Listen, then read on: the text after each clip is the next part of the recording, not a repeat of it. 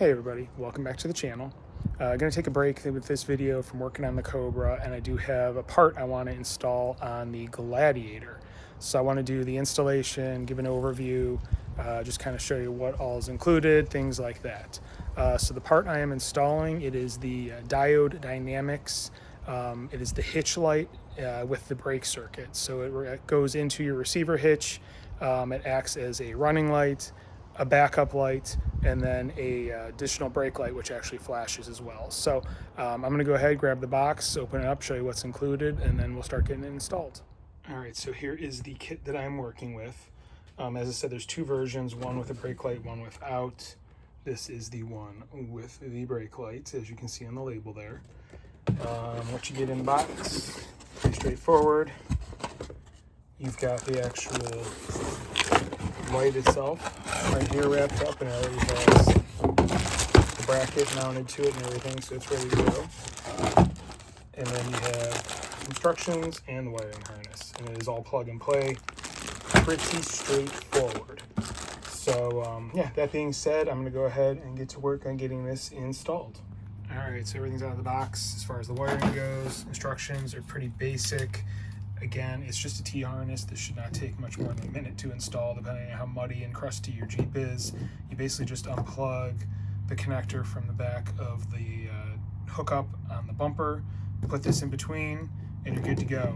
As far as one possible change, this wire loop here, this is for the brake light. Connected, it'll do the strobing, where it'll strobe 3 times and then go solid. If you don't want that, you cut this and then it'll just be solid to match your other brake lights. I'm going to leave it as strobing for now.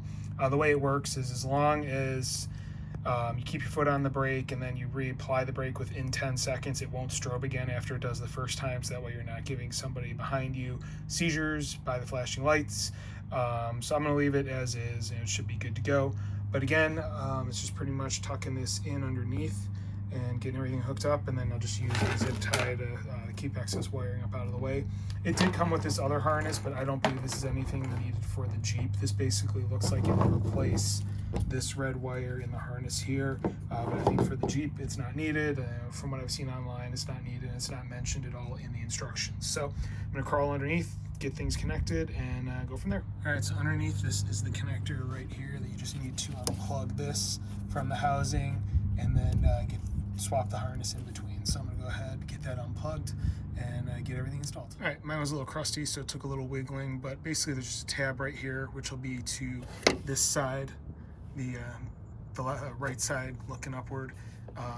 Just push that tab in, wiggle back and forth, and it'll eventually come off. So I'm going to plug everything in between, run the wire harness that goes to the actual light into the back of the hitch, and then I'll get the light installed. All right, and here you see everything is hooked up. Made sure that everything clicked when I pushed in on both sides.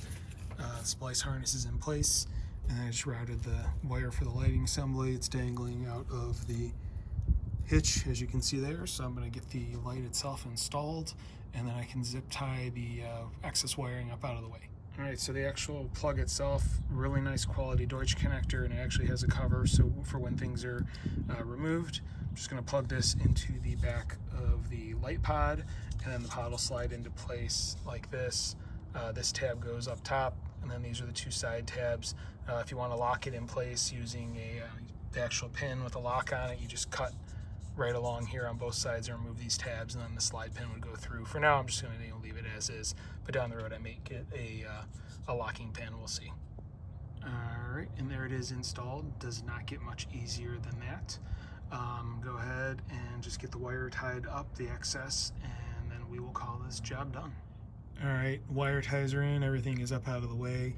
You can kind of see there's one up here that I tied the new harness to an existing harness that's bound to the back of the bumper, and then same thing over here. I put a zip tie here, tying the new harness to an existing harness. Just keeps everything tucked up out of the way, so there shouldn't be any problems. All right, and here we go from looking behind, nothing hanging down.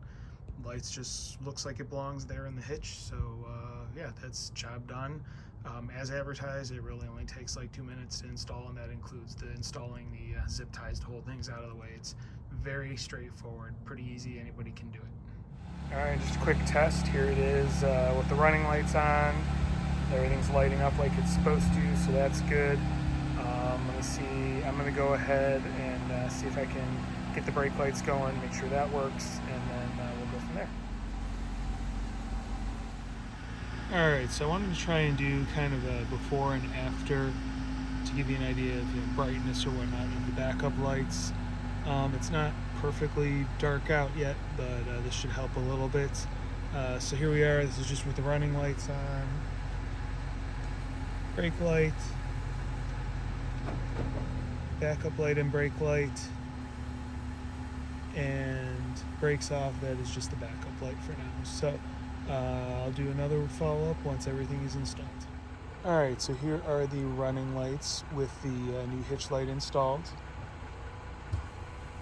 Brake lights, and you should have seen the little flash.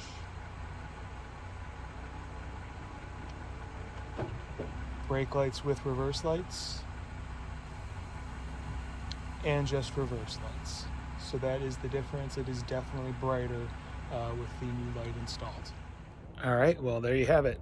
Job done. As far as my review of the light, for 160 bucks on Amazon, I think it's worth the money. It gives you a little added bit of safety, better visibility backing up, things like that. And it's such an easy install. I mean, pretty much anybody can do it. It's something that can be transferred between vehicles. No modifications are needed. So if you got rid of your Jeep or whatever you're putting it in, as long as you have something else that has a round trailer plug, it'll go right into that. So I think it's worth it. It seems to be like it'll be a good product, pretty well built, nice heavy duty housing. So yeah, hopefully after a couple of years it's still plugging along and no problems. So hope you enjoy the video. Hope it gives you some information, helps you out if you're looking at buying one of these. If you like what you see, please hit like. I'd appreciate it. If you have any questions or comments, please leave them in the comment section. I do review them and I will reply. And if you're interested in my Gladiator or Gladiator mods, stay tuned. There will be more coming along. That being said, thank you very much for watching and have a great day.